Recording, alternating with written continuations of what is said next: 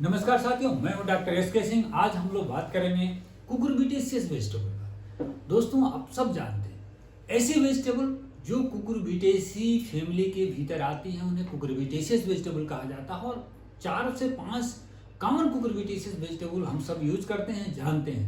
लेकिन इसके बास्केट में बहुत सारी वेजिटेबल है। चलिए बात करते हैं एक एक करके। पूरे कुकुरबिटेशियस जो वेजिटेबल है, अगर उसको पहली कैटेगरी की बात करें तो गार्ड कैटेगरी 8 वेजिटेबल है जो गार्ड कैटेगरी के भीतर आते हैं। बॉटल गार्ड लौकी फेमस है, लैगिनेरिया, साइसेरिया सब्जी बनाई जाती है। इसके स्वीट बनते हैं, जूसेज हेल्दी जूसेज बनते हैं। बीटर गार्ड, मोमोडिका, चेरेंटिया सब्जी बनती है, पिकल्स बनती है। और इसके डायबिटिक पेशेंट इसको जूस के रूप में भी यूज करते हैं। स्पंज गार्ड, लूफा सिलेंड्रिका सब्जी बनती है। रीज गार्ड, धारीदार तुरई, लूफा इकोटेंजुला सब्जी बनती है। स्नेक गार्ड, ट्राइकोसैंथस इंग्वाइना सब्जी बनाई जाती है। अस गार्ड या वैक्स गार्ड, बेनिन कसा स्पीडा इसकी सब्जी भी बनती है और मिठाई भी बनती है। आगरा का पेठा आपने जरूर खाया होगा, तो आगरा की मिठाई इसी के कारण, अस गार्ड के कारण फेमस है। पॉइंटेड गार्ड, ट्राइकोसैंथस डायोका, परवल पूर्वांचल, बिहार, बंगाल की बहुत पॉपुलर सब्जी है। ये सब्जी भी बनती है और इसकी मिठाई भी बनाई जाती है। इवी गार्ड या कुदरू, कॉक्सिनिया ब्रांडिस सब्जी बनाई जाती है। ये तो 8 गार्ड हुए। मेलन्स एंड कुकुम्बर के भीतर 6 सब्जियां आती हैं। राउंड मेलन या टिंडा, साइट्रुलस बल्गेरिस सब्जी बनाई जाती है। मस्क मेलन, कुकुमिस मेलो डिजर्ट यानी टेबल पर्पज यूज करते हैं आप। वाटरमेलन, साइट्रुलस लेनाटस टेबल पर्पज पे यूज करते हैं। अब कुछ दिन में आपके टेबल पर आने वाला है ये लंग मेलन, ककड़ी, कुकुमिस मेलो वैरायटी यूटिलिसिमस, यह सलाद के रूप में यूज होता है और आजकल बाजार में आने लग गया है। कुकुम्बर, कुकुमिस सटाइवस सलाद या कॉस्मेटिक इंडस्ट्री में भी यूज किया जाता है। घर की कुकुमिस सटाइवस वैरायटी अंगूरिया पिकल्स बने जाते हैं। स्क्वैश कैटेगरी के भीतर दोस्तों 2 बहुत कॉमन है। पंपकिन, सीताफल, कद्दू जिसको कहा जाता है। कुकुरबिटा, मस्टैटा सब्जी बनाई जाती है और केचप इंडस्ट्री में यूज किया जाता है।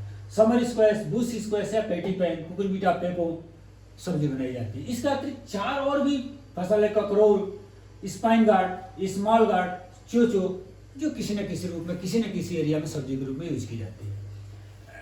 अगर हम फोटोग्राफ से इन सारे सब्जियों को समझने का प्रयास करें, क्योंकि बहुत सारे लोगों ने देखा होगा, कुछ तो कुछ नहीं देखा होगा। बॉटल गार्ड लौकी, बीटर गार्ड करेला, स्पंज गार्ड तुरई, चिकनी तुरई और रीज गार्ड धारीदार तुरई। उसमें एकदम धारी दिखता है वो चलिए स्नेक गार्ड नाम से उस पर एकदम लुक लाइक ए स्नेक, सांप जैसा दिखता है, शायद इसे नाते स्नेक गार्ड कहा जाता है। लंबी लंबी सी होती है। अस गार्ड या वैक्स गार्ड जिससे हम पेठा बनता है या प्रिजर्व बनते हैं। पॉइंटेड गार्ड यानी परवल सब्जी बनाई जाती है। वाटरमेलन, राउंड मेलन टिंडा, मस्क मेलन या खरबूजा ये होगा। लंग मेलन ककड़ी आजकल बाजार में आई है। कुकुम्बर, खीरा, पंपकिन या bush pumpkin, gherkin and bush squash. अगर एरिया और प्रोडक्शन के पॉइंट ऑफ व्यू से बात करें कि कौन सी कुकुरबिट सबसे ज्यादा कमर्शियली उगाई जाती है, तो नंबर 1 पर आता है बॉटल गार्ड यानी लौकी। 1,86,000 हेक्टेयर में इंडिया में इसकी खेती की जाती है और इसका प्रोडक्शन भी कुकुरबिटेशियस में सबसे ज्यादा है, 30,52,000 मेट्रिक टन। सेकेंड जो क्रॉप है वो कुकुम्बर है। एरिया के पॉइंट ऑफ व्यू से 1,09,000 हेक्टेयर में कल्टीवेशन होती है। लेकिन अगर प्रोडक्शन के पॉइंट ऑफ व्यू से देखें तो पंपकिन या कद्दू जो है या सीताफल है 20,30,000 मेट्रिक टन। यानी bottle gourd, cucumber, bitter gourd, pumpkin 4 major ऐसी कमर्शियल कुकुरबिट्स हैं जो इंडिया में सबसे ज्यादा ग्रो की जाती है।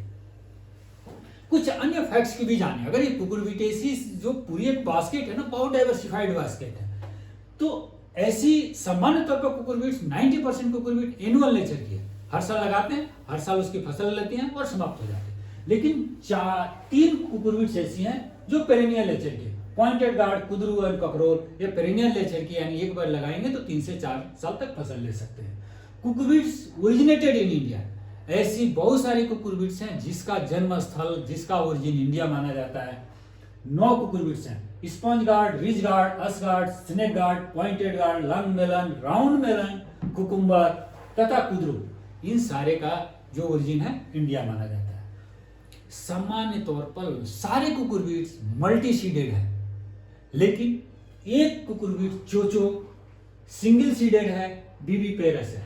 बीबीपेरस मतलब यदि कोई सीड या एम्ब्रियो अपने मदर प्लांट से अटैच रहते ही जर्मिनेट करने लगे, ग्रो करने लगे, तो उसे कहते हैं बीबीपेरस। तो यानी ये सिंगल सीडेड भी है और बीबीपेरस नेचर का भी है।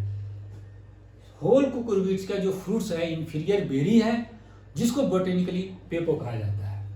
बिटरनेस ऑफ बीटर गार्ड, कड़ुआ करेला है ना, तो करेला कड़ुआ ही क्यों होता है, किस केमिकल के कारण होता है? तो ट्राइटर्पिन ग्लाइकोसाइड्स, जिसको साइंटिफिकली मोमोडिकोसाइड KNL कहा जाता है और कॉमनली मोमोडेसिन कहा जाता है। यानी ये कह सकते हो मोमोडेसिन के कारण करेला कड़ुआ होता है। लेकिन कभी कभी लौकी भी कड़वी होती है। अगर आपने रामदेव जी का कई बार भाषण सुना होगा तो कहते हैं कि लौकी का जूस हेल्दी है, लेकिन कड़वी लौकी का जूस बिल्कुल न खाएं। क्यों न खाएं? क्योंकि कड़वी लौकी के भीतर एक टॉक्सिक टेट्रासाइक्लिक ट्राइटरपिनोइड पाई जाती है, और जिसको सामान्य भाषा में कुकुरबिटासिन कहते हैं। तो जब ये टॉक्सिक केमिकल हो जाए तो उसी कारण कभी कभी लौकी भी कड़वी हो जाती है, और ऐसे लौकी का यूज नहीं करना चाहिए। लौकी की ग्रोथ बिहेवियर नहीं, और लौकी की सेक्स बिहेवियर में भी बहुत डाइवर्सिटी है। यानी जो फ्लावर है, फ्लावर के भीतर जो मेल एंड फीमेल पार्ट है, उसके पॉइंट ऑफ व्यू से भी लौकी को देखा जाए तो 3 कैटेगरी में समझा जा सकता है। हर्माफ्रोडाइट, ऐसा प्लांट जिसके एक ही फ्लावर में मेल और फीमेल रिप्रोडक्टिव पार्ट होते हैं। हर फ्लावर के भीतर मेल और फीमेल रिप्रोडक्टिव पार्ट हो तो ऐसे कहते हैं हर्माफ्रोडाइट। बहुत कॉमन सेक्स फॉर्म नहीं है कुकुरबिट्स फैमिली का, लेकिन लूफा, कुकुमिस और बेनिन कसाई स्पीसीज की कुछ ऐसी वैरायटीज हैं जिसमें हर्माफ्रोडाइट पाई जाती है। सबसे कॉमन सेक्स फॉर्म है जो कुकुरबिटेशियस वेजिटेबल में पाई जाती है, वो है मोनोसियस। मोनोसियस है जब एक ही प्लांट पर मेल और फीमेल पार्ट्स अलग अलग फ्लावर में हो, यानी मेल पार्ट्स एक फ्लावर में हो, फीमेल पार्ट्स दूसरे फ्लावर में हो, और दोनों फ्लावर एक ही प्लांट्स पर हो, तो इसको कहते हैं मोनोसियस नेचर, और सबसे मोस्ट कॉमन फॉर्म है। दूसरा कैटेगरी है डायोसियस नेचर, जब मेल और फीमेल पार्ट्स अलग अलग फ्लावर पर हों और अलग अलग प्लांट्स पर हों, यानी male and female flowers are on different plants, जिसको कहते हैं डायोसियस नेचर। पॉइंटेड गार्ड, कुदरू और ककरोल ऐसी कुकुरबिटेशियस वेजिटेबल है जो डायोसियस नेचर की है। और जब मेल जो plant, male flower bearing plant है उसे कहते हैं एंड्रोसियस प्लांट, और जो फीमेल फ्लावर बियरिंग प्लांट है उसे कहते हैं गाइनोसियस प्लांट्स। दोस्तों, तो इस तरह से फ्लावर की बिहेवियर से भी या सेक्स बिहेवियर के हिसाब से कुकुरबिट्स को समझ। अगर प्रोडक्शन टेक्नोलॉजी की बात करें तो हमने पूरी कमर्शियल क्रॉप की आपकी seed rate, planting distance, seed दिया हुआ है। कुछ कॉमन या कमर्शियल की बात करते हैं। अगर बॉटल गार्ड की बात करें 3 से 6 kg, row to row distance 3 से 5 metre, plant to plant 1 to 1.5 metre, bitter gourd 4.5 से 6 kg सीड, स्पंज गार्ड 5 से 6 kg सीड सामान्य तौर पर यूज किया जाता है। सीड की मात्रा प्लांट टू प्लांट या रो टू रो का डिस्टेंस है। मस्कमेलन देखें तो 3 से 4 kg सीड प्रति हेक्टेयर लगता है। कुकुम्बर 2 से 2.5 kg सीड। कुकुम्बर का सीड देखिए बहुत छोटा होता है, बिल्कुल कोरिलेट कर जाएगा। आप जो हमने बेसिक थ्योरी दिया, पंपकिन 5 से 6, पंपकिन का सीड बहुत बड़ा होता है। क्लाइंबिंग बिहेवियर भी इसकी ज्यादा है, 2.5 से 3 metre row to row distance है। दोस्तों, सामान्य तौर पर इसको हम 3 से 4 मीटर के आसपास पर लाइन पर हम फरो बनाते हैं और फरो के दोनों तरफ लगाते हैं। इसे अंदर डबल रो प्लांटिंग सिस्टम किसान करते हैं। टाइम ऑफ सोइंग, कुकुरबिट्स को सामान्य तौर पर जायद और खरीफ दोनों समय लगाते हैं। यानी गर्मी के समय समर सीजन करते हैं, फरवरी मार्च में इसकी सोइंग करते हैं, थोड़ी ईल्ड कम होती है। लेकिन रेनी सीजन की जो भी सोइंग है वो जुलाई में की जाती है और इनकी ईल्ड ज्यादा होती है। पॉइंटेड गार्ड परवल के यहाँ भी प्लांटेशन होते हैं और लगभग 15 अगस्त के आसपास किए जाते हैं। सीड को बोने से पहले उपचारित करना चाहिए। एक हर सब्जी में ये थ्योरी अपनाई जाती है। और कैप्टान यूज करिए, थीरम यूज करिए, कार्बेंडाजिम यूज करिए, 2 से 3 ग्राम दवा 1 kg सीड पे उपचारित करने के लिए काफी है। आप सब जानते हैं मोस्ट ऑफ द कुकुरबिटेशियस जो वेजिटेबल है उसके सीड कोट का स्ट्रक्चर हार्ड है, तो जर्मिनेशन में टाइम लेता है। तो इसको अगर थोड़ी फास्ट करना है जर्मिनेशन, तो कहते हैं सीड को आप लगभग 4 से 5 घंटा भिगो दीजिए, किसमें, कैप्टान के 0.2% घोल में भिगो दीजिए 5 घंटा। लेकिन अगर करेला है तो कहते हैं इसको करीब 1.5 दिन, 1 दिन से ज्यादा, 2 दिन से कम भिगोइए। भिगोने के बाद इसको निकालिए, एक गनी बैग लीजिए, टाट लीजिए, उसको गिला करिए और उसमें बीज को फैलाकर उसको फोल्ड गोला गोला फोल्ड कर दीजिए और लगभग 3 से 4 दिन उस टाट को किसी छायादार जगह में रखिए। धीरे धीरे जर्मिनेशन स्टार्ट हो जाएगा और सीड को बोइए, जल्दी से जर्मिनेशन मिलने लगेगा।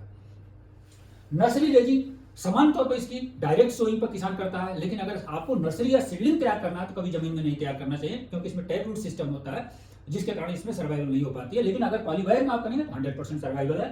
पॉलीबैग लगभग 16.5 × 10 सेंटीमीटर का पॉलीबैग यूज करते हैं, देखिए फोटोग्राफ्स में आप देख सकते हैं।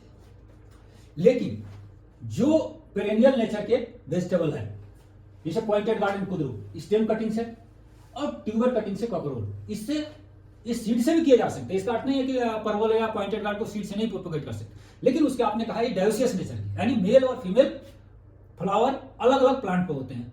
तो अगर आप सीड से सोई करते हैं तो लगभग 50-50 मेल फीमेल प्लांट मिल जाते हैं, जो यूजलेस है। हमको चाहिए 1 मेल 10 फीमेल, वो आप मेंटेन तभी कर सकते हैं जब आप वेजिटेटिव प्रोपेगेशन, स्टेम कटिंग या ट्यूबर कटिंग से जाए।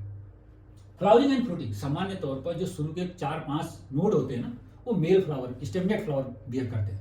कई बार किसान या जो लोग कद्दू वर्गीय फसल लगाते हैं कहते हैं कि फ्लावरिंग हो रही है, फ्रूट नहीं आ रहे हैं, क्योंकि शुरू में जो फूल आते हैं वो मेल फ्लावर होते हैं, इस नाते फ्रूटिंग नहीं होती है।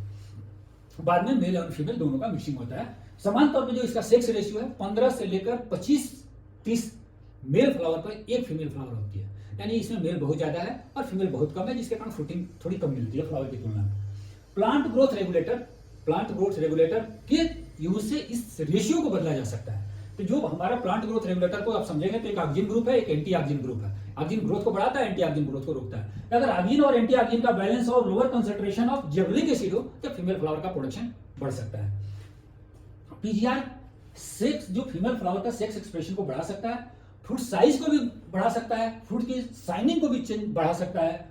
और जो PGR plant growth regulator recommended है वैज्ञानिकों द्वारा, मैलिक हाइड्राजाइड 50 ppm यानी 1 ग्राम इन 20 लीटर पानी।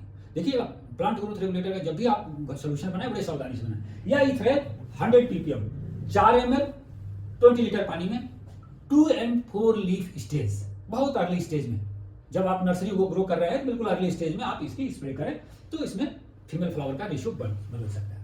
प्रूनिंग एंड स्टेकिंग, शुरू के नोड से सेकेंडरी ब्रांच को न अलाउ करें, उसमें अनावश्यक फूड कंज्यूम करता है, फूड छोटे आते हैं। प्रॉपर इसकी स्टेकिंग करें, यानी इसको आप बावर सिस्टम पर आप लगाएं, जिसको मचान कहते हैं, तो बेटर प्रोडक्शन होगा, डिजीज या इंसेक्ट इन्फेस्टेशन भी कम होगा। तो स्टेकिंग भी जरूरी है।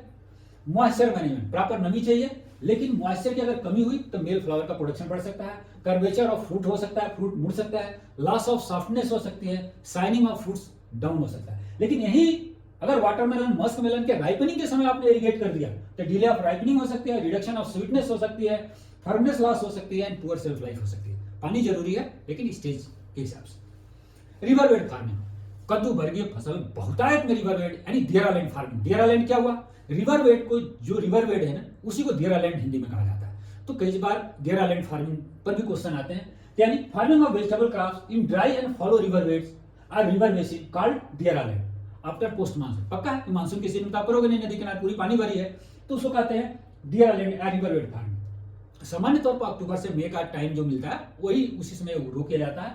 इंडिया में 65% जो कुकुरबिट्स है ना वो दियरा लैंड फार्मिंग के भीतर प्रोड्यूस होती है। कुकुरबिट्स की विशेषता है इसकी टैप रूट सिस्टम होती है, वो इसको कैपेबल बनाता है कि सब टेरेनियन मॉइस्चर को एब्जॉर्ब कर सके। इसी कारण सब्जियों में सबसे फेमस तौर पर दियरा लैंड फार्मिंग की सब्जियां हैं तो वो है कुकुरबिट्स की। दोस्तों ये रही कुकुरबिटेसियस का, आशा है पसंद आए तो दोस्तों रिक्वेस्ट है सब्सक्राइब करो, लाइक करो।